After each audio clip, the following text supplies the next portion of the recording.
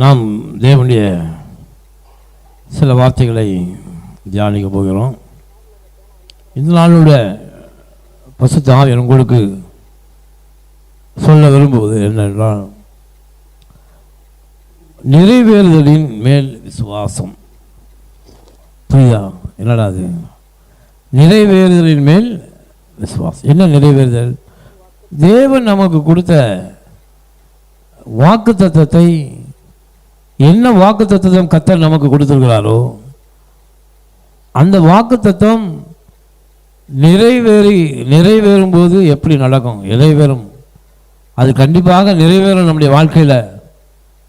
அப்போ நாம் எதை கர்த்தர் கொடுத்த வாக்கு தத்தத்தை இல்லை, அதை நிறைவேறுகிற காரியத்தை குறித்து நாம் என்னவா இருக்கணுமா? விசுவாசத்தோடு இருக்கணும். ஹல்லேலூயா. அதுதான் ஆண்டவர் இந்த நாளிலே நம்மோடு பேச போகிறார். நிறைவேறுதலின் மேல் விசுவாசம். கர்த்தர் சொன்ன எல்லா வார்த்தைகளும் அவரது வார்த்தை ஒன்றுமே தரையில் விழாது.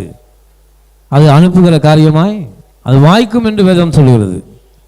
அப்போ தேவன் நம்ம கொடுத்திருக்கிற அந்த வாக்கு தத்துவங்களும் வார்த்தைகளும் கண்டிப்பாக நம்முடைய வாழ்க்கையில் என்ன செய்யும்? நிறைவேறும். அப்போ நாம் எதை விசுவாசிக்கணும்? நிறைவேறப் போகிற அந்த ஆசீர்வாதத்தை குறித்து நாம் விசுவாசத்தோடு இருக்கும்படி கர்த்தருடைய ஆவியானவர் நமக்கு பேசிக் கொண்டிருக்கிறார். ஹல்லேலூயா. நிறைவேறப் போகிற அந்த ஆசீர்வாதத்தின் மேல் நாம் நம்பிக்கை வைக்க வேண்டும். விசுவாசமானது என்ன போட்டிருக்கு? நம்பப்படுகிறவர்களின் உறுதியும் காணப்படாதவர்களின் நிச்சயமாக இருக்கிறது. விசுவாசம் என்னன்னா, தேவன் சொன்ன வார்த்தைகள் என் வாழ்க்கையில் நிறைவேறும், அதை நான் நம்புகிறேன். அதை நான் என்ன செய்கிறேன்? நம்புகிறேன். ஆனால் அது என் கண்களுக்கு தெரியாது, ஆனாலும் நான் அதை நம்புகிறேன். ஹல்லேலூயா. அதுதான் நிறைவேறுதலை குறித்து நாம் எப்பவுமே கவனமுள்ளவர்களாக இருக்கணும். அதை நாம் வாழ்க்கையில் அது நிச்சயமாக நடக்கும் என்று நம்பணும். அப்பொழுதுதான் நாம் கர்த்தர் நமக்கு சொன்ன அந்த ஆசீர்வாதங்கள் நம்ம வாழ்க்கையில் என்ன செய்யும்? நிறைவேறும். பாருங்க, ஏசாயாவில் சொல்லப்பட்டிருக்கு, ஒரு கன்னியின் வயிற்றிலே ஒரு குமாரன் பிறப்பார், அவருக்கு இம்மானுவேல் என்று பெயரிடுவார்கள்.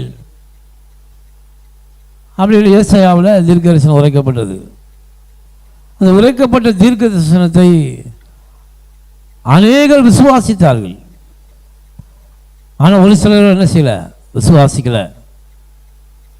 யாரெல்லாம் விசுவாசித்தார்களோ அவர்களெல்லாம் ஆண்டவர் இயேசுவை தரிசித்தார்கள். ஒரு தேவதூதன் ஆடு மேய்க்கிறவன் சொன்னான், இதோ எல்லா ஜனத்துக்கும் மிகுந்த சந்தோஷம் உண்டாக்கும் நற்செய்தி உங்களுக்கு அறிவிக்கிறேன், கர்த்தராகிய இயேசு இரட்சகர் தாவீதின் ஊரிலே பிறந்திருக்கிறார். உடனே மேய்ப்பர்கள் என்ன பண்ணாங்க? ஆமாம், இந்த தேவதூதர் சொன்னாங்க, நம்ம எங்கேயோ போய் தேடி நம்ம அதை கண்டுபிடிக்கிறது. அவர் எங்கேயே பிறந்திருக்காரு, உலக பெரிய ஊரில் எங்கே இருக்காரோ, சரி நம்ம போவோம் அப்படின்னு அசால்ட்டா அப்படி இருந்தா அந்த மேய்ப்பர்கள் அந்த குழந்தை இயேசுவை என்ன செஞ்சிருக்க முடியாது? தரிசித்திருக்க முடியாது. அப்ப நாம் தேவன் சொன்ன வார்த்தையை முதல்ல நம்பணும், விசுவாசிக்கணும். அடுத்து அது நிறைவேறும் என்று நாம் நம்முடைய உள்ளத்திலே உறுதியாக இருக்க வேண்டும். ஹல்லேலூயா. அதான் நம்பப்படுகிறவர்கள் உறுதி. அப்போ ஆண்டவர் உங்களுக்கு கொடுத்து எந்த வாக்கு தத்தத்தை கொடுத்தாரோ அந்த வாக்கு தத்தத்தை உங்கள் மனதிலே கற்பனையாக நினைத்து நிச்சயமாகவே இந்த காரியம் எனக்கு நடக்கும் என்று முழு நிச்சயமாக நம்பியிருந்தால் தேவன் அந்த காரியத்தை உங்களுக்கு அதிகமாக வாய்க்க பண்ணுகிறார். ஹல்லேலூயா. அப்போ நிறைவேறுதல் கண்டிப்பாக ரொம்ப முக்கியம். தேவன் பாருங்க, காலம் நிறைவேறின போது, அடிக்கடி நீங்கள் வேதத்தை வாசிக்கும் போது காலம் நிறைவேறின போது, அப்படின்னா தேவன் நமக்கு கொடுத்திருக்கிற காலம், உங்களை ஆசீர்வதிக்கணும்னா ஒரு காலம் இருக்கிறது. அந்த காலம் நிறைவேறும் போது அந்த காரியத்தை கர்த்தர் உடனே என்ன செய்கிறார்? நிறைவேற்றுகிறார். ஒரு வசனத்தை வாசிப்போம். சங்கீதம் 105:19 வாசிங்க. சங்கீதம் 105:19 வசனத்தை வாசிப்போம்.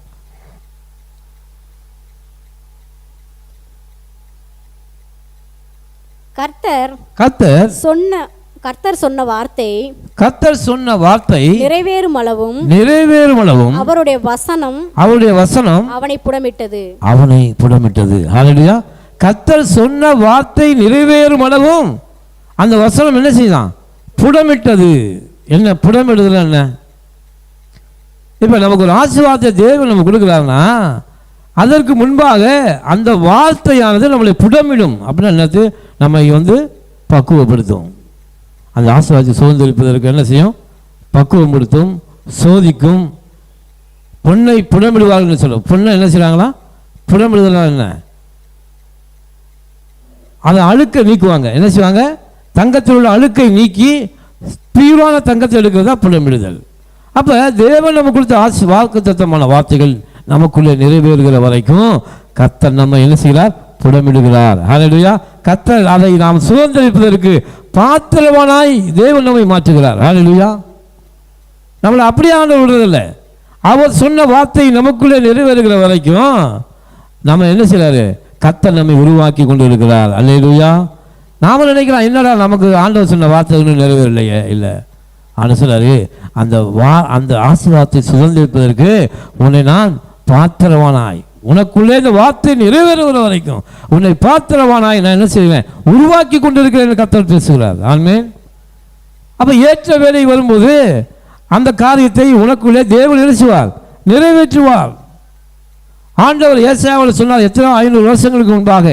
ஆனால் ஏற்ற வேலை வந்தபோது மரியாதையின் வயிற்றிலே கர்த்தர் என்ன செய்தார்? பிறந்தார். ஹல்லேலூயா. சொன்ன ஆண்டவர் தீர்க்கதரிசனமாக சொன்ன வார்த்தைகள் நிறைவேறும். அது ஒரு நாளும் அந்த வார்த்தை என்ன செய்யாது? தரையில் விழாது. தேவன் நம்மோடு பேசின வார்த்தைகள் நிச்சயமாகவே நம்முடைய வாழ்க்கையில் என்ன செய்யும்? நிறைவேறும். ஆபிரகாமை குறித்து ஆண்டவர் சொன்னார், நான் உன்னை ஆசீர்வதித்து நான் உன்னை பெருக பண்ணுவேன் சொன்ன வார்த்தை அவனுடைய வாழ்க்கையில் நிறைவேறினது ஒரு நாளில். கண்டிப்பாக அவன் ஆபிரகாம் பொண்ணு வெள்ளியுடைய சீமானாக இருந்தான் என்று வேதம் சொல்லுகிறது.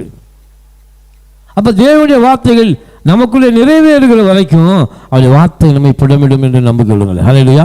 அந்த வார்த்தை நம்மை சோதித்து கொண்டிருக்கும். அந்த வார்த்தை நம்மை பாத்திரவானாய் மாற்றி கொண்டிருக்கும். அந்த வார்த்தை நம்மை உருவாக்கி கொண்டிருக்கிறது. அதை நாம் பெற்றுக்கொள்ளும்படியாக உருவாக்கி கொண்டிருக்கிறது. அதனால தான் ஆசீர்வாதங்கள் காலதாமதமானாலும் கவலைப்படாதீங்க, கர்த்தர் உருவாக்கி கொண்டிருக்கிறார். அதை நிறைவேறும் போது எப்படி இருக்குமா? நாம் காத்திருக்கிறது நம்ம மனதுக்கு வேதனையாக இருக்கும். ஆனால் நாம் விரும்பியது வரும்போதோ அது ஜீவ வெளிச்சத்தை போல இருக்கும். ஹல்லேலூயா. எப்படி இருக்குமா? ஜீவ வெளிச்சம். சாதாரண நாம் விரும்புகிற ஒரு காரியம், சாதாரண காரியம், அதை கிடைக்கல கவலைப்படுவோம். ஆனால் கர்த்தர் அந்த விரும்புகிற காரியத்தை கொடுக்கும் போது ஜீவ வெளிச்சம் என்பது என்ன? தேவனுடைய ஜீவனையே கர்த்தர் நமக்கு கொடுக்கிறார். ஆமென். அதனால் விரும்பியது வரும்போம் நிச்சயமாகவே கர்த்தர் நிறைவேறுகிற வார்த்தையை ஆண்டவர் சொல்லிட்டாரா? அது எப்போ நிறைவேறும்? எந்த காலத்தில் நிறைவேறும்?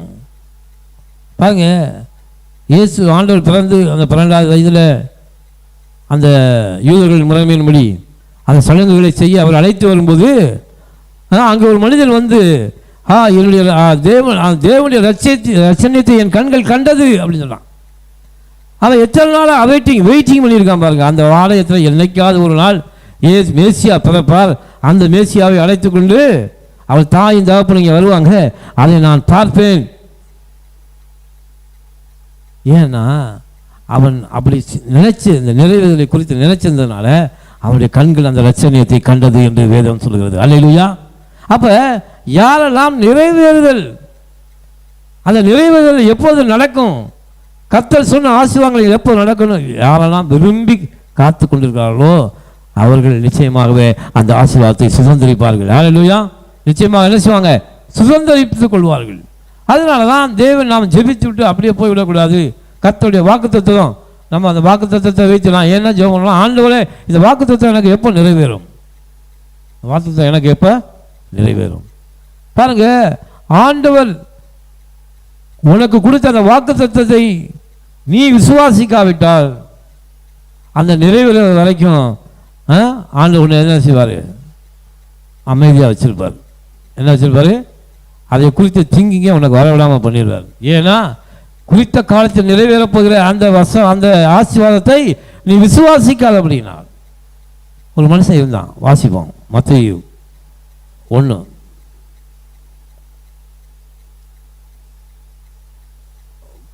18 23 18 வசனத்தை வாசிங்க. இயேசு கிறிஸ்துவனுடைய ஜனனத்தின் விவரமாவது. இது வாசிங்க. லூக்கா 1:9 வாசிங்க.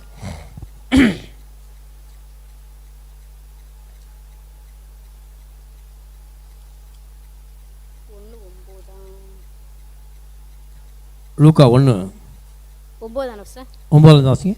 ஆச்சாரிய ஊழியக்கார முறைமையின்படி அவன் தேவாலயத்துக்குள் பிரவேசித்து தூபம் காட்டுகிறதற்கு சீட்டை பெற்றான். யாரு? யோவானுடைய அப்பா. அவன் ஒரு ஆச்சாரியன். அவன் ஆலயத்தில் போய் அவள் மனைவி எலிசபெத்து அவளுக்கு குழந்தை இல்லாதிருந்தது எத்தனை வருடங்களாக. ஆனாலும் தேவன் குறித்த காலத்திலே அவனுக்கு நிறைவேறப் போகிற அந்த ஆசீர்வாதத்தை கொடுக்க வேண்டிய காலம் வந்துருச்சு. அப்போ இவன் ஆச்சாரனை இருக்க அப்படின்னாலே ஒவ்வொரு முறைமையின்படி ஒவ்வொரு நாளும் குறித்து அவங்கவுங்க இத்தனை நாளில் போய் ஆண்டவருடைய ஆலயத்தை ஊழியம் செய்யணும் அப்படிங்கும்போது இவனுக்கு அந்த சீட்டில் வந்தபோது அவன் ஆலயத்துக்குள்ளே பிரவேசித்து அந்த தேவனுடைய தூபம் காட்டுவதற்காக அவன் போனான். வாசிங்க, அடுத்து வாசிங்க. தூபம் காட்டுகிற வேளையிலே ஜனங்கள் எல்லாரும் கூட்டமாய் வெளியே ஜெபம் பண்ணி கொண்டிருந்தார்கள். அப்பொழுது கர்த்தருடைய தூதன் ஒருவன் தூப பீடத்தின் வலது பக்கத்திலே நின்று அவனுக்கு தரிசனமானான். ஹல்லேலூயா. என்ன தரிசனமானா? அந்த ஆலயத்து வாசல்ல திடீர்னு அந்த பக்கத்துல ஒரு தேவதூதன் வந்து அவன் தூப காட்டி கொண்டிருக்கும் போதே ஒரு தேவதூதன் வந்து அவனுக்கு தரிசனமானான். வாசிங்க. சகரியா அவனை கண்டு கலங்கி. சகரியா அந்த எலிசபெத், யோவானுடைய அப்பா சகரியா, எலிசபெத் மனைவி. பாருங்க, அந்த சகரியா அந்த தேவதூதனை கண்டு என்ன செஞ்சாராம்? கலங்கி பயம் அடைந்தான். திடீர்னு ஒரு தேவதூதன் வந்துட்டா யாருக்காவது பயம் வரத்தானே செய்யும். இவனுக்கு அதே மாதிரி பயம் வந்துச்சு. கலங்கி என்ன செய்தானா? பயம் அடைந்தான். வாசிங்க. தூதன் அவனை நோக்கி சகரியாவே பயப்படாதே, உன் வேண்டுதல் கேட்கப்பட்டது. அல்லேலூயா. அப்ப நாம ஜெபிக்கிற வேண்டுதல் ஒரு நாளிலே கேட்குமா கேட்கப்படாதா? நிச்சயமாகவே உங்களுடைய ஜெபத்திற்கு ஆண்டவர் என்று உங்களுக்கு சொல்லுகிறார். உன் ஜெபத்திற்கு பதிலை கர்த்தர் நிச்சயமாகவே கொடுப்பார். அல்லேலூயா. இப்போ நம்ம கண்களுக்கு தேவதூதர்கள் தெரியல. ஏனென்றால் தேவதூதர்கள் தான் அந்த ஆசீர்வாதத்தை நமக்கு கொண்டு வந்து சேர்க்கிறாங்க. ஒவ்வொரு மனிதனுக்கும் 2 தேவதூதர்களை தேவன் நியமித்திருக்கிறார். அவர்கள் அனுதினமும் போய் நம்ம ரிப்போர்ட்டை அங்கே ஆண்டவர்கிட்ட சொல்லுவாங்க. நமக்கென்று கொடுக்கப்பட்ட அந்த தேவதூதன் என்ன செய்வாங்க? பரலோகத்தில் போய் நமக்கு ரிப்போர்ட் பண்ணுவாங்க. நம்ம என்ன தேவைகளோ அந்த மெசஞ்சர் மூலமாக தான் நமக்கு வரும். இப்போ பாருங்க, இந்த சகரியாவுக்கென்று நியமிக்கப்பட்ட தேவதூதன் வந்து தரிசனமானவுடனே அவன் பயந்தான். தேவதூதன் சொல்கிறான், பயப்படாதே, உன் வேண்டுதல் என்ன செய்யப்பட்டது? கேட்கப்பட்டது. சகரியா எதிர்பார்க்கவே இல்லை. ஒன்று சொல்லுங்க, நீங்கள் நினைப்பதற்கும் வேண்டிக்கொள்ளுக்கும் அதிகமாக உங்களுக்குள்ளே கிரியை செய்கிற தேவன். நீங்கள் எப்போ அது வரும் எப்போ வராதுன்னா உங்களுக்கு தெரியாது, ஆண்டவருக்கு தான் தெரியும். நீங்கள் ஜெபித்து கொண்டிருக்கிற அந்த ஆசீர்வாதம் நீங்கள் நினைக்காத வேளையிலே அது உங்களுக்கு மத்தியில் வந்து சேரும். சகரியா நினைச்சு கூட பார்க்கல. அவன் தான் ஜெபம் பண்ணி முடிச்சு ரொம்ப விட்டான். ஆனாலும் அவனுடைய வேண்டுதல் நிறைவேறுகிற காலம் வந்தது. அல்லேலூயா. அப்போ பாருங்க, நிச்சயமாகவே நான் சொல்றேன், உங்களுடைய ஜெபத்திற்கான நிறைவேறுதல் காலம் ஒரு நாள் இருக்கிறது. அந்த நாளிலே கர்த்தர் உங்கள் வாழ்க்கையிலே அற்புதங்களை செய்வார். கரங்களை தட்டி கர்த்தர் நன்றி செலுத்துங்க. ஏற்ற வழியிலே கர்த்தர் உங்களை ஆசீர்வதிக்கிற வல்லமையுள்ள தேவன். அவர் சொல்லியும் செய்யாதிருப்பாரோ. அடுத்த வசனம் வாசிங்க. அடுத்த வசனம். உன் மனைவியாகிய எலிசபெத் உனக்கு ஒரு குமாரனை பெறுவாள். அவனுக்கு யோவான் என்று பெயரிடுவாயாக. அல்லேலூயா. வாசிங்க. அடுத்து. உனக்கு சந்தோஷம் மகிழ்ச்சியும் உண்டாகும். அவன் பிறப்பு நிமித்தம் அநேகர் சந்தோஷப்படுவார்கள். அல்லேலூயா. அவன் பிறப்பு நிமித்தம் என்ன செய்வாங்களாம்? அநேகர் சந்தோஷப்படுவார்கள். என்னன்னா, தேவன் நீங்க ஜெபித்து எந்த ஒரு காரியத்தை நீங்க பெற்றுக்கொண்டாலும் அது சாதாரணம் இல்லை, அது பரலோகத்திலிருந்து வந்த ஆசீர்வாதம். அல்லேலூயா. புரிஞ்சுக்குங்க. அதுதான் கர்த்தரின் ஆசீர்வாதம். அதனால தான் எந்த ஒரு ஆசீர்வாதத்துக்கும் ஜெபம் பண்ணி பெற்றுக்கொள்ளுங்கள் என்று ஆண்டவர் சொல்றாரு. ஏனென்றால் கர்த்தர் உங்களுக்கு ஒரு ஆசீர்வாதத்தை கொடுக்கும்போது அதில் எந்த பூச்சியும் துருவும் இருக்காது, அதில் எந்த ஒரு காரியமும் அசுத்தங்களும் அதில் இருக்காது. தேவன் நமக்கு கொடுக்கிற எல்லா ஆசீர்வாதங்களும் நன்மையாகவே நமக்கு இருக்கும். ஹல்லேலூயா. அது நீடித்த நாட்களாக நமக்கு நிலைத்திருக்கும். அதனால தான் இங்கே சொல்லப்பட்டிருக்கு, யோவானே உனக்கு சகரியாவே நீ உனக்கு பிறக்க போகிற குழந்தை நிமித்தம் அந்த உலகமே என்ன செய்யும்?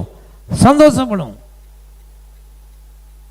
அவர்கள் குழந்தைகள் என்று அநேக வருடங்கள் கவலைப்பட்டுக் கொண்டிருந்தார்கள்.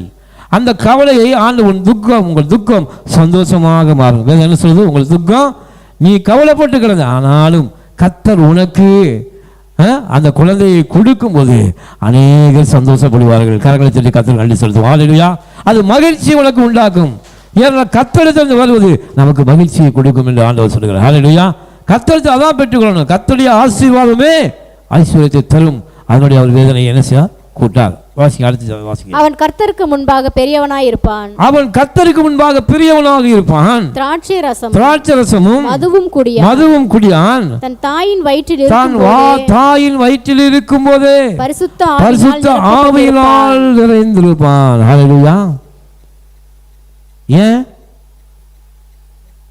இவர்கள் வேண்டுதல், உங்க வேண்டுதல் தேவனிடத்திலே கேட்கப்பட்டு அது நிறைவேறும் போது அது உங்களுக்கு மகிமையின் ஐஸ்வர்யத்தை கொடுக்கிறதாக இருக்கும். ஹல்லேலூயா.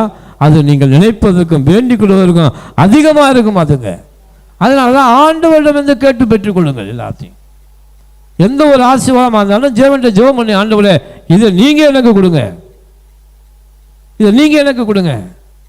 இந்த உலகம் கொடுக்கிற மாதிரி இல்லை, நீங்க எனக்கு கொடுங்க அப்படின்னு கேளுங்க.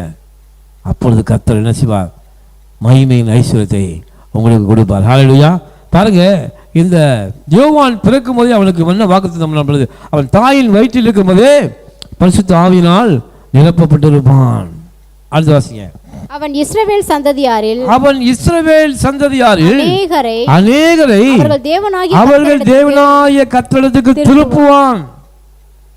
இதான் வாக்குத்தத்தத்தில் பிள்ளை. தேவன் நம்ம கொடுக்கறது போறது என்னது? வாக்குத்தத்தத்தின் ஆசீர்வாதங்கள். தேவனுடைய வாக்குத்தத்தின்படி நமக்கு கிடைக்கிற எல்லாமே எப்படி இருக்கும்? ஆசீர்வாதமாக இருக்கும், மகிமையாக இருக்கும். அதைத்தான் கர்த்தர் இங்கே சொல்லிட்டு இருக்காரு. இஸ்ரவேல் சந்ததியை அநேகரை தேவன் பக்கமாக திருப்புகிற ஒரு குழந்தையை உனக்கு நான் கொடுக்க போறேன்னு கர்த்தர் சொல்றார். ஹல்லேலூயா. அடுத்த வசனத்தை வாசிங்க. பிதாக்களுடைய இருதயங்களை பிள்ளைகளிடத்திற்கு கீழ்ப்படியாதவர்களை நீதிமான்களுடைய ஞானத்திற்கும் திருப்பி உத்தமமான ஜனத்தை கர்த்தருக்கு ஆயத்தப்படுத்துவான். ஹல்லேலூயா. அவன் எலியாவின் ஆவியையும் வாசிங்க. அவன் எலியாவின் ஆவியும் பெலமும் உடையவனாய் அவருக்கு முன்னே நடப்பான். ஹல்லேலூயா. பாருங்க, ஒரு குழந்தையின் மேலே எவ்வளவு பெரிய ஆசீர்வாதங்களெல்லாம் ஆண்டவர் கொடுத்து அனுப்புறாரு பாருங்க. நீங்க செஞ்சது ஒரு சாதாரண ஒரு சின்ன ஜெபம் தான். சக்கரியா செஞ்சது ஒரு சாதாரண ஜெபம் தான். அந்த வேண்டுதல் கேட்கப்படுக்கும் போது பரலோகத்தில் இருக்கிற சகல ஆசீர்வாதங்களையும் அந்த பிள்ளையின் தலையின் மேலே வைத்து தேவன் அவர்களுக்கு கொடுக்கிறார். ஹல்லேலூயா. அதே போல உங்களுடைய ஜெபம் கேட்கப்படும் போது கர்த்தர் பரலோகத்தில் இருக்கிற சகல ஆசீர்வாதங்களையும் அந்த நீங்கள் கேட்கப்பட்ட பொருளின் மீது வைத்து கர்த்தர் உங்களுக்கு அனுப்புகிறார். ஹல்லேலூயா. அது வச்சிக்க தொட்டுக்கள் இல்லை, ஏராளமாய் தேவன் உங்களுக்கு வல்லமை இல்லவர். ஆமென். அது பரலோகத்தின் ஆசீர்வாதம். பரலோகத்திலிருந்து தேவன் நம்ம கொடுக்கும்போது எப்படி இருக்கும்? ஏராளமும் தாராளமும் பெருக்கமுடையதாக இருக்கும், மகிமை உள்ளதாக இருக்கும். அதைத்தான் கர்த்தர் இங்கே சொல்லிட்டு இருக்காரு. வாசிங்க. அப்பொழுது சகரியா தேவதூதனை நோக்கி, அப்பொழுது சகரியா, இங்கதான் நம்ம கவனிக்கணும், நம்ம பாயிண்ட்டுக்கு வரோம். அப்பதான் அப்பொழுது சகரியா தேவதூதனை நோக்கி, இதை நான் எதினால் அறிவேன்? நான் கிழவனாக இருக்கிறேன். என்ன சொல்றான்? இது நான் எதினால் அறிவேன்? நான் என்ன செய்யறேன்? அவர் தேவதூதன் என்ன சொல்லிட்டு இருக்காரு? தேவனுடைய வல்லமையையும் தேவனுடைய பலத்தையும் அவருடைய கிருபையும் இரக்கத்தையும், அவர் மகிமையானவர், அற்புதங்களை செய்கிறவர் அப்படின்னு அவர் சொல்லிட்டு இருக்காரு. ஆனா இவன் என்ன சொல்றான்? அவனுடைய பலவீனத்தை சொல்லிட்டு இருக்கான். ஹல்லேலூயா. இன்னைக்கு நம்மளை வச்சுதான் நம்ம மற்றவங்களை எழுப்புறோம். நாம் எப்படி இருக்கோம், நான் அவ்வளோதான் இருக்கேன் அப்படின்னு நினச்சிட்டு தேவனுடைய வல்லமையை நாம் குறைத்து மதிப்பிடுவோம். இது எப்படி ஆகும், இது எப்படி நடக்கும் என்று ஆண்டவர் சொல்லல. ஆண்டவர் சொல்றாரு தேவனுடைய வல்லமை. ஹல்லேலூயா. தேவதூர் என்ன சொல்லிட்டு இருக்கான், என்னுடைய கர்த்தருடைய பலத்தினாலே. பாருங்க, அப்பொழுது சகரியா தேவனை நோக்கி சொல்றான், ஐயா நான் கிழவனாக இருக்கிறேன், எனக்கு இது எப்படி ஆகும்? ஏன்னா தேவதன் சொல்லிய இந்த வார்த்தைகளை அது நிறைவேறப் போவதை சகரியா என்ன விசுவாசிக்கவில்லை. என்ன செய்யல? விசுவாசிக்கல. இன்னைக்கு அநேக வேத வசனத்தை வாக்குத்தத்தங்கள்லாம் வாசிக்கிறோம், ஆனாலும் அந்த வார்த்தைகள் நமக்குள்ளே கிரியை செய்யவில்லை. அந்த வார்த்தைகள் ஜீவனுள்ளவில்லை, நம்முடைய ஆத்மாவில் என்ன செய்யல, பதியப்படவில்லை. அதனால தான் அநேக அற்புதங்கள் நம்ம வாழ்க்கையில் நடக்கல. தேவன் நமக்கு ஒரு வார்த்தையை நாம் வாசித்து கொண்டு இருக்கிறோம், வேதத்தை வாசித்து கொண்டு இருக்கிறோம், கர்த்தர் வார்த்தை மூலம் நம்மளோட பேசுகிறார்கள், நிச்சயமாகவே அது நமக்கு நடக்கும். அது நிச்சயம் என்று நம் உள்ளத்திலே நாம் சந்தேகப்படாமல் விசுவாசத்தோடு அதை நாம் நம்பிக்கொண்டால் கர்த்தர் நிச்சயமாகவே அதை என்ன செய்வார், நிறைவேற்றுவார். ஏன்னா காலம் வந்துருச்சு. அந்த காலம் வரும்போது தான் தேவதூதன் வருவான். தேவதூதன் வரும்போது அந்த நிச்சயம் நடக்கும். அதை யாராலும் மாற்ற முடியாது. அல்லேலூயா. ஒருவரும் திறக்கக்கூடாதபடி பூட்டுகிறவரும் ஒருவரும் பூட்டக்கூடாது திறக்கிற வல்லமில்லை தேவன் வானத்தில் பலகணியை நமக்காக திறக்கும் போது ஒருவரும் அதை பூட்ட முடியாது. அல்லேலூயா. ஒருவரும் அதை தடுக்க முடியாது. இப்போ பாருங்க, அவன் சொல்றான், அவனுடைய பலவீனத்தை சொல்லிட்டு இருக்கான். பாருங்க, தேவன் தம்முடைய வல்லமையை சொல்லிட்டு இருக்காரு தேவதூதன். ஆனால் இவன் சொன்னான் அவனுடைய பலவீனத்தை குறித்து சொல்லிட்டு இருக்கான். இன்னைக்கு அநேகர் நம்முடைய பலவீனத்தை நினைத்து கொண்டு என்ன செய்றீங்க, நினைத்து கொண்டு இது என்னால் முடியாதுன்னு சொல்லுவீங்க. ஆனால் ஆண்டவர் சொல்றாரு, இது பலத்தினாலும் அல்ல, பராக்கிரத்தினாலும் அல்ல, தேவனுடைய ஆவியினாலே எல்லாம் ஆகும். அதான் விசுவாசிகள் விசுவாச வாழ்க்கை. நம்முடைய பலத்தினாலே அல்ல. இது எப்படி ஆகும்? மனுஷனால் இது கூடாதுதான், தேவனாலே எல்லாம் கூடும். ஆமென். ஹல்லேலூயா. இது தேவனாலே கூடும் காரியம். சரி, அடுத்து வாசிங்க. தேவதூதன் அவனுக்கு பிரதியுத்தரமாக, நான் தேவ சன்னிதானத்தில் நிற்கிற கேப்ரியேல் என்பவன் உன்னுடனே பேசவும். அவன் பாருங்க, யார்கிட்ட இருந்து வந்திருக்கு மெசேஜ்? தேவதூதன் யார்கிட்ட இருந்து வந்திருக்கான்? தேவனுக்கு பக்கத்திலே அவருடைய சன்னிதானத்தில் இருந்து நமக்கு பதில் வருகிறது. ஒன்று புரிஞ்சுக்குங்க, நீங்க ஜெபம் பண்ணுறீங்க, சாதாரண எங்கேயா உட்காந்துக்கிட்டு ஒரு மரத்தில் உட்காந்து ஜெபம் பண்ணுறீங்க, ஒரு வீட்டுக்குள்ளே சாதாரண ரூமுக்குள்ளே உட்காந்து ஜெபம் பண்ணுறீங்க. ஆனால் அந்த ஜெபத்திற்கான ஜெபம் எங்கே போய் சேருது? தேவனுடைய சந்நிதியிலே, அதாவது தேவன் வாசம் பண்ணுகிற அந்த சிங்காசனத்திலே அந்த ஜெபம் எட்டுகிறது என்பதை மறந்து விடாதீர்கள். அல்லேலூயா. நீங்கள் செய்கிற சாதாரண ஜெபம் தான். என்ன நான் ஜெபம், அனைவரும் ஜெபம் பண்ணிட்டு கூட அது விசுவாசம் இருக்காது. ஜெபிச்சிருக்கேன் அப்படின்னு சொல்லுவீங்க, நடக்கும். ஜெபம் பண்ணிட்டு என்ன செய்யணும்? விசுவாசத்தோடு இருக்கணும். அல்லேலூயா. ஜெபித்திருக்கிறேன், அது நடக்கும். ஆமென். ஏன்னா உங்களுடைய ஜெபம் எங்கே கேட்கப்படுகிறா? தேவ சன்னிதானத்திலே. அங்கே ஆண்டவர்கிட்ட போய் ஆண்டவருடைய காதில் விழுகுது. அவர் கண்ணுள்ளவர், காதுள்ளவர். கண்ணிருந்தும் காணாதவர் அல்ல, கண்ணிருந்தும் பார்க்கிறவர், காதிலிருந்து கேட்கிறவர், அவர் ஜீவன் உள்ளவர். அதனால தான் நீங்கள் ஜெபிக்கிற ஜெபம் அப்படி சன்னிதானம் எட்டுகிறது. அங்கேருந்து அவன் சொல்லலாம், ஐயா என்ன சொல்ல வரான்னா, நான் இந்த வார்த்தையை ஏன் சொந்தமாக வந்து ஒன்றது நான் சொல்லலை, இல்லை உன் மேலே பரிதாபப்பட்டு இந்த வார்த்தையை ஒன்றது நான் சொல்லலை, நானாக கற்பனை பண்ணி சொல்லலை. இது எங்கேருந்து இந்த பதில் வந்திருக்குன்னா தேவனுடைய சன்னிதானத்திலிருந்து வந்திருக்குப்பா, அங்கேருந்து நான் வர்றேன் அப்படின்னு சொல்கிறான். அங்கேருந்து நான் வந்து சொல்லிட்டு இருக்கேன், அதை கூட நீ என்ன செய்யல, நம்ப மாட்டேங்கிறியே. வாசிங்க. உன்னுடனே பேசவும் உனக்கு இந்த நற்செய்தியை அறிவிக்கவும் அனுப்பப்பட்டு வந்தேன். ஹல்லேலூயா. பாருங்க, ஆண்டவருடைய சன்னிதானத்தில் இருக்கிற அந்த கேப்ரியேல் தூதனை உங்கள் சின்ன ஜெபத்துக்காக அவர் அனுப்புகிறார் என்றால் அவர் எவ்வளோ பெரிய வேண்டுதல் கேட்கப்பட்டது என்று பாருங்க. அவன் சொன்னான், தேவன்கிட்ட வந்து உனக்கு பதில் வந்திருக்கு. நீ சாதாரண ஒரு சீஃப் மினிஸ்டர் இருந்து ஒரு நமக்கு ஒரு தபால் வச்சுனா எப்படி இருக்கும்? அது என்கிட்ட சீஃப் மினிஸ்டர் வந்து என்கிட்ட பதில் வந்திருக்கியா? எவ்வளோ சந்தோஷப்படுறோம். இந்த வானத்தையும் பூமி உண்டாக்கின சர்வ வல்லமையுள்ள தேவனிடத்திலிருந்து நமக்கு பதில் வருதியா? நம்ம ஜெபத்துக்கு கர்த்தர் பதில் அளிக்கிற வல்லமையுள்ள தேவன். ஹல்லேலூயா. அதனால தான் ஜெபம் பண்ண மறக்காதீங்க. ஜெபிங்க, ஜெபித்து கொண்டே இருங்க. நிச்சயமாக உங்கள் வேண்டுதல் கேட்கப்படும். ஹல்லேலூயா. அது எந்த மாற்றமும் கிடையாது. அதைத்தான் வேதம் பதிவு செய்கிறது. அடுத்து வாசிங்க. இதோ தகுந்த காலத்திலே நிறைவேற போகிற என் வார்த்தைகளை நீ அறியாதபடிக்கு நீ விசுவாசியாதபடியினால் வார்த்தைகளை நீ விசுவாசியாதபடியினால் இவைகள் சம்பவிக்கும் மட்டும் நீ பேசக்கூடாமல் ஊமையாயிருப்பாய். ஹல்லேலூயா. இப்போ ஆண்டவர் என்ன சொன்னார் பார்த்தீங்களா? நிறைவேற போகிற, நான் சொல்லிட்டேன், அது நிறைவேறும். இந்த நிறைவேற்றத்தை நீ விசுவாசிக்காம உன்னுடைய பலவீனத்தை குறித்து பேசிக்கிட்டு இருக்கிய மகனே, உன்னுடைய அவிசுவாசம் நான் சொல்ல இந்த வார்த்தைகளையே என்ன செய்யும்? ஏன் ஊமையை நான் ஆக்கிட்டு போனான் சகரியாவை? ஏன்னா இவன் போய் வீட்டில் போய் எலிசபெத் மனைவிட்ட என்ன சொல்லுவான்?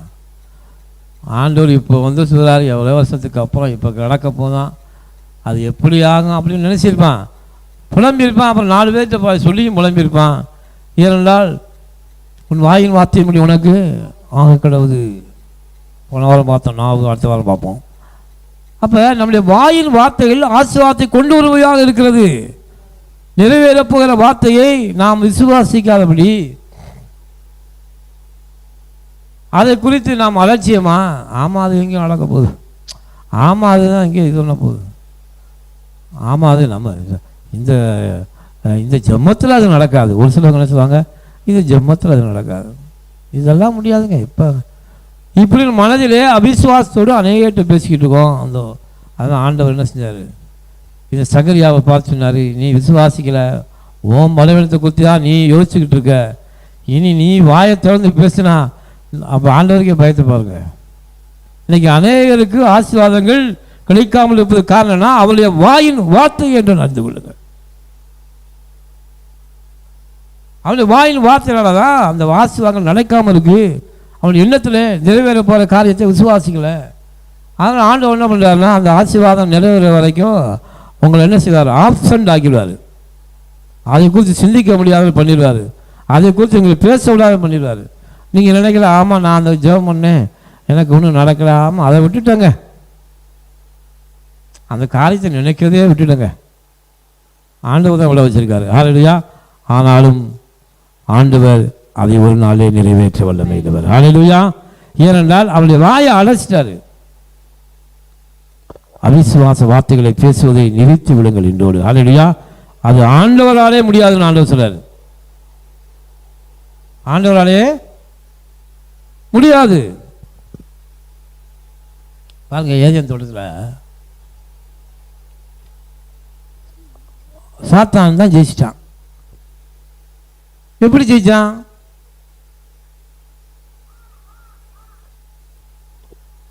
அவன் ஆண்டவர் உண்டு பண்ணின ஆதாம ஏவாளையும் என்ன பண்ணிட்டான், கேப்சர் பண்ணிட்டான். இது எப்படி நடந்துச்சு? தேவன் சொல்லிய வார்த்தைகள் மேலே என்ன இல்லை, விசுவாசம் இல்லை, நம்பிக்கை இல்லை. அந்த ஆதாம ஏவாளையும் ஆண்டவர் கொண்டு வந்து என்ன செஞ்சார், இந்த தோட்டத்தை பண்படுத்தவும் பாதுகாக்கவும் அவனை அழைச்சிட்டு வந்து அங்கே விட்டார். அவன் என்ன விட்ட இவன் என்ன வேலை செஞ்சான், அந்த தோட்டத்தை என்ன செஞ்சுருக்கணும், நல்லா பக்குவப்படுத்தி அதை நல்லா வேலி அடைச்சி பாதுகாத்திருந்தா பிசாசு வந்திருக்க மாட்டான் உள்ளக. இவன் ஆண்டவர் சொன்ன வேலையை விட்டுவிட்டு, அவன் வார்த்தையை நிறைவேற போகிற அந்த வார்த்தையை விட்டுவிட்டு, இவன் ஆண்டவர் சொல்லாத வேலையை, அந்த ஜீவத கனியை எப்படி சாப்பிடலாம்? அநேக வாழ்க்கையில் என்ன செய்கிறாங்க, தேவன் சொன்ன வார்த்தையை விட்டுவிட்டு அவர் சொல்லாத வார்த்தை, அவர் எது செய்யக்கூடாதுன்னா அதைத்தான் செய்யலாம். வாழ்க்கையில் எதை செய்யக்கூடாதோ அதையே செய்வது.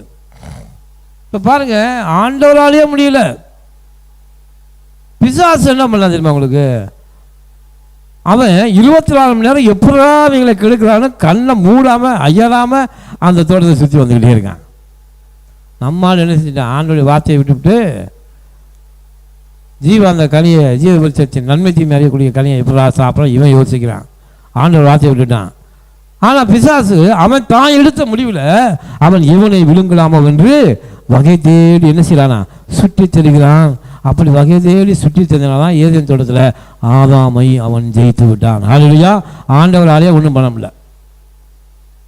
ஏன் ஒன்று புரிஞ்சுங்க, தேவனுடைய வார்த்தையின்படி அவன் சொன்ன வார்த்தையை உங்கள் இருதயத்தில் நீங்கள் கட்டி காத்தீங்கன்னா, அதன்படி நடந்தீங்கன்னா உங்கள் வாழ்க்கையில் நீங்கள் நிச்சயமாக ஜெயத்தை காண்பீர்கள். ஹல்லேலூயா. ஜெயம் உங்களுக்கு உண்டாகும். இல்லை என்றால் பிசாசு பாருங்க, அவன் விழிச்சிருந்தான், அவன் ஜெயிச்சிட்டான். நம்ம ஆளுங்க தேவன் சொன்ன வார்த்தையை விட்டு விட்டு வேற வழி செஞ்சுக்கிட்டு இருந்தாங்க. அதனால் அங்கே முதல் மனிதனாகி ஆதாம் தோற்று விட்டான். நம்ம எல்லாம் பெரிய பாவி ஆகிட்டு போயிட்டான். ஹல்லேலூயா. ஏன் அதே போல தான் இங்கேயும் இந்த சக்கரியா தகுந்த காலத்திலே அதை போட்டு என்ன போட்டு பாருங்க, இதோ தகுந்த காலத்திலே நிறைவேறப் போகிற என் வார்த்தைகளை. ஹல்லேலூயா. உங்கள் வாழ்க்கையில் காலம் நிறைவேறுகிற காலம், உங்களுக்கு ஆசீர்வாதம் வரக்கூடிய காலம், அதான் தகுந்த காலம். அந்த காலத்தில் தேவனுடைய வார்த்தை நிறைவேற போகும். அதை நீங்கள் விசுவாசிங்கள். ஹல்லேலூயா. இந்த வார்த்தையானது உன் காதின் அருகே சமீபமாய் வரும்போது அதை ஏற்றுக்கொள்ளுங்கள். அதை ஏற்றுக்கொள்ள நீங்கள் விட்டுட்டீங்கன்னா அதுக்கப்புறம் இந்த வார்த்தை எப்போ உங்கள் காதுக்கு வரும்னு சொல்லவே முடியாது. ஹல்லேலூயா. அப்போ அதனால இந்த யோவானுடைய வாயை தேவன் அழைத்து விட்டு போய்விட்டார். ஏனென்றால் இனிமேல் அவன் பேசுவதெல்லாம் அவிசுவாச வார்த்தைகளையே பேசிக்கொண்டு இருப்பான். அவிசுவாச வார்த்தைகளையே பேசிக்கொண்டே இருப்பான். ஆனால் அதே சமயம் மரியாதை என்ன பண்ணா? வாசிங்க, மத்தேயு 1:18 வாசிங்க.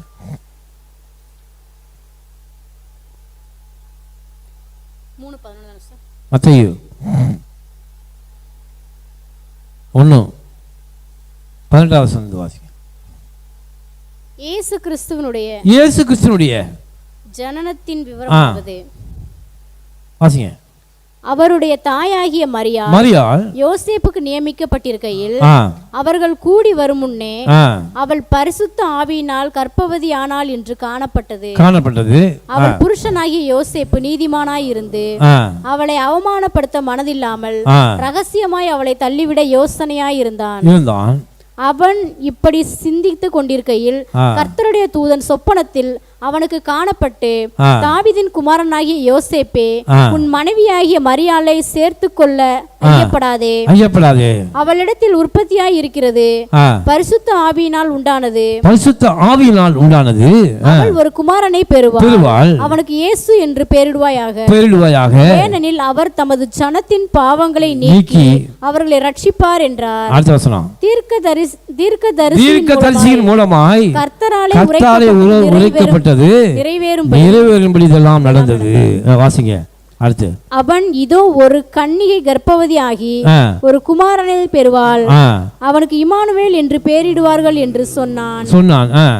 இம்மானுவேல் என்பதற்கு தேவன் நம்மோடு இருக்கிறார் என்று அர்த்தமா? யோசேப்பு பாருங்க, இங்கேயும் ஒரு தேவதூதன் வந்தான். யோசேப்பினுடைய மனைவி திருமணம் ஆவதற்கு முன்பாகவே கற்பம் தரித்திருக்கிறாள். யோசேப்பு ஒரு சாதாரண மனிதன் தான். ஆனாலும் தேவதூதன் மூலமாக ஒரு செய்தி வந்துச்சு. அதே சகரியாவுக்கு வந்த செய்தி தான் அதே தூதன் வந்து சொன்னான், ஐயா யோசேப்பே, நீ கவலைப்படாத, இப்படி ஆயிடுச்சனும். அவள் மரியாளுடைய வயிற்றிலே இருப்பது பரிசுத்த ஆவியினால் நிறைந்திருக்கிறது. அவன் நித்திரை தெரிந்து எழுந்த உடனே, அதை கேட்ட உடனே சகரியா போல என்ன இல்லை, புலம்பல, ஒன்றும் செய்யலை. அவன் என்ன செஞ்சான்? தேவனுடைய வார்த்தை வந்து விட்டது என்று அடுத்த நிமிஷத்திலே அவன் நித்திரை தெரிந்து எழுந்தவுடனே தேவ தூதன் தனக்கு கட்டளையிட்டபடியே தன் மனைவியை சேர்த்து கொண்டு, வாசிங்க, கர்த்தருடைய தூதன் தனக்கு கட்டளையிட்டபடியே தன் மனைவியை சேர்த்து கொண்டு அவள் தன் முதற் பேரான குமாரனை பெருமளவும் அவனை அறியாதிருந்து அவளுக்கு இயேசு என்று பெயரிட்டார். ஹல்லேலூயா. பாருங்க, தேவதூதன் மூலமாக வந்த சொன்ன வார்த்தையை அவன் அப்படியே அக்செப்ட் பண்றான். அன்பு தேவனுடைய பிள்ளைகளே, கர்த்தருடைய வார்த்தை நீங்கள் வேதம் வாசிக்கும் போதோ, நீங்கள் சத்தியத்தை கேட்கும் போதோ, எந்த வார்த்தை உங்களுக்கு ஆண்டவர் பேசின வார்த்தையாக இருந்தால் அந்த வார்த்தையை நீங்கள் பிடித்துக் கொள்ளுங்கள். அல்லேலூயா. அதற்கு கீழ்ப்படியுங்கள். அதை நிறைவேறப் போகுது என்று நம்புங்கள், விசுவாசியுங்கள். அப்பொழுது கர்த்தர் உங்கள் வாழ்க்கையிலே அற்புதங்களை செய்வார். அல்லேலூயா. அதான் தகுந்த காலத்திலே தேவதூதன் மூலமாக, இன்னைக்கு தேவதூதன்னா யார், வேற யாரும் இல்லை. தேவதூதனா வந்து உங்கள் முன்னாடி நின்றால் நீங்கள்லாம் உங்களுக்கு ஹார்ட் அட்டாக் வந்து நீங்களே போயிடுவீங்க. அதனால் இப்போலாம் ஆண்டவர் தேவதூதன் அனுப்புவதே இல்லை. அந்த காலத்துக்கு தைரியமான ஆளுங்க தேவதூதன் வந்தாலே பேசுகிறாங்க. ஆனால் இன்றைக்கி வந்து ஒரு தேவதூதன் உங்கள் கண்ணுக்கு முன்னாடி நின்றால் உங்கள் கண்ணு என்ன ஆகி போயிடும், பயங்கர பவராக இருக்கும். அவங்க தேவதூதர்களாக ரொம்ப வெளிச்சமாக இருப்பாங்க, பயந்துருவீங்க. அதனால தான் இப்போ இங்கே தேவதூதனா வார்த்தையின் மூலமாக தேவன் நம்மோடு பேசி கொண்டு இருக்கிறார். ஏன்னா தேவனே ஒரு நாள், இப்போ தேவதூதன் வரணுங்கிற அவசியம் இல்லை, தேவனே நமக்குள்ள வந்து பேசிக்கிட்டு இருக்கார். அதனால தகுந்த காலத்திலே கர்த்தர் பேசின வார்த்தைகள் நிறைவேறும் என்று நீங்கள் உள்ளத்தில் விசுவாசியுங்கள். அல்லேலூயா. கொஞ்சம் உங்களை ஐயப்படாதீர்கள். யோசிப்பு பாருங்க, அடுத்த செகண்டே உடனே தள்ளிவிடலாம் என்று நினைத்தவன் அடுத்த வார்த்தை வந்து அடுத்த நிமிஷத்துலையே என்ன செஞ்சான், மனைவியை கூட்டிக் கொண்டு சேஃப்டியாக என்ன செஞ்சான், கொண்டு போய் அவளை காப்பாற்றி அந்த இயேசு பிறக்கிற வரைக்கும் அவர் சேஃப்டியாக இருந்தான். அல்லேலூயா. காரணம் என்னென்னா, பரத்திலிருந்து வருகிற எந்த ஒரு செய்திக்கும் எப்பொழுது நீங்கள் கீழ்ப்படியை கற்றுக்கொள்வீர்களோ அப்பொழுது உங்கள் ஆசீர்வாதம் ஆரம்பமாகிறது. ஆமென். அதனால் ஒரு நாள் நீங்கள் மறந்து போயார்கள். வேதம் வாசிக்கும் போது எந்த வசனம் உங்களோடு பேசுகிறதோ அதற்கு உடனே கீழ்ப்படியுங்கள். அது உங்களுக்கு கஷ்டமாக கூட இருக்கலாம். இது எப்படி என்னால் முடியும் அப்படின்னு கூட நீங்கள் சொல்லலாம். இல்லை, கர்த்தருடைய வார்த்தைக்கு நீங்கள் கீழ்ப்படிந்தால் கர்த்தர் உங்களை மென்மையாக வைப்பார். அல்லேலூயா. அதனால் பரத்திலிருந்து எந்த ஒரு வார்த்தைக்கும் நீங்கள் அப்படியே நீங்கள் கீழ்ப்படிங்க. கர்த்தர் நிச்சயமாக உங்களை ஆசீர்வதித்து உங்களை உயர்த்துவார், உங்களை பலப்படுத்துவார். கண்களை மூடி நாம் ஜெபம் பண்ணுவோம். கர்த்தருடைய பந்திக்கு நாம் ஆயத்தமாவோம்.